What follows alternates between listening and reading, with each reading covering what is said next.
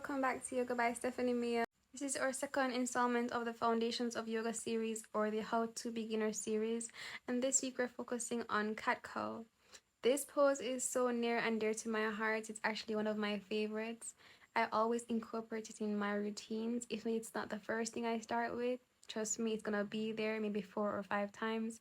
So we're gonna break this down for you so you can know how to feel, what to do with your arms, your hips, your spine. That being said, whenever you're ready, hop onto your mat and we'll get started.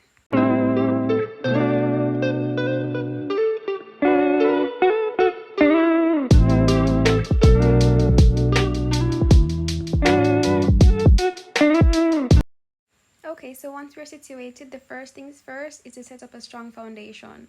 So this would mean that your shoulders would be over your wrists and your hips would be over your knees. Okay, lovely. So once we have the foundation set up, the first thing we're going to do is move into the first position, which is cow. So that means your belly is going to drop towards the mat and you're going to turn your head up towards the ceiling or the sky. In this position, you're going to be careful to ensure that your shoulders aren't crunched up towards your ears, but they're pulled back and down, creating that nice bend or that nice curve in the back. So once you have that down pat, let's focus on our hips. So what you can do is have an anterior tilt in your pelvis. This will help reduce lower back pain and just create more space in this posture. You can also focus on opening up through your chest just to focus on getting more space and increase your flexibility in your back and your back bends that you will definitely do in the future. Okay, great. Now it's time to come into the second part of the posture, which is cat. So what you want to do is visualize your belly button trying to reach towards the back of your spine, right? Expelling the air from your lungs and diaphragm. And from here, you can deepen the posture by dropping your head. You can shake your head left to right just to loosen up the neck muscles and find some relaxation in this posture. On a big inhale, we're going to come back to cow, dropping the belly once again to the mat as we turn our gaze to the sky or ceiling.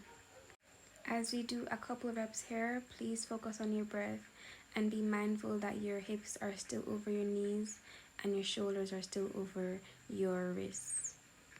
One more time here, take a big inhale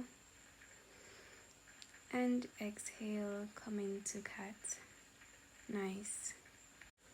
Okay, great. I think it's time we can add on to this posture.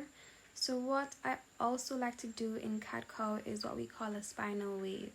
This is basically you paying attention to your body and trying to articulate your spine as much as possible.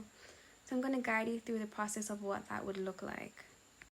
Okay, so to create momentum in the spinal wave, you can start by tucking your tailbone under or coming into a posterior tilt. From there, you're going to move to the mid-back, coming into that cat that we did earlier, creating a C with your spine, drawing your belly towards your spine, and protracting the shoulders away from each other. So once you reach to the top of that stretch, you're going to basically reverse it.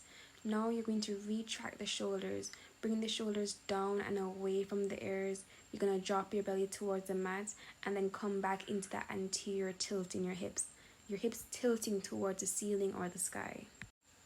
As we focus on articulating our bodies, we become more in tune with our bodies, in tune with our breath.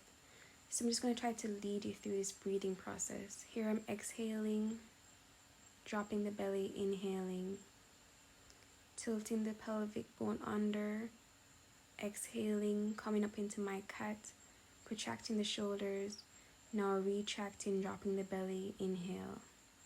If you're with me so far, for somewhat of a challenge, I sometimes reverse the spinal wave.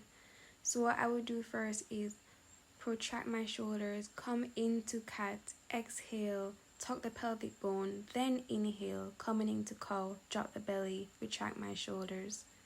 Protract the shoulders away from the ears, come into cat, and then reverse it into cow. Try to do that as you continue your breath work and continue being aware of your body, aware of the movement of your spine.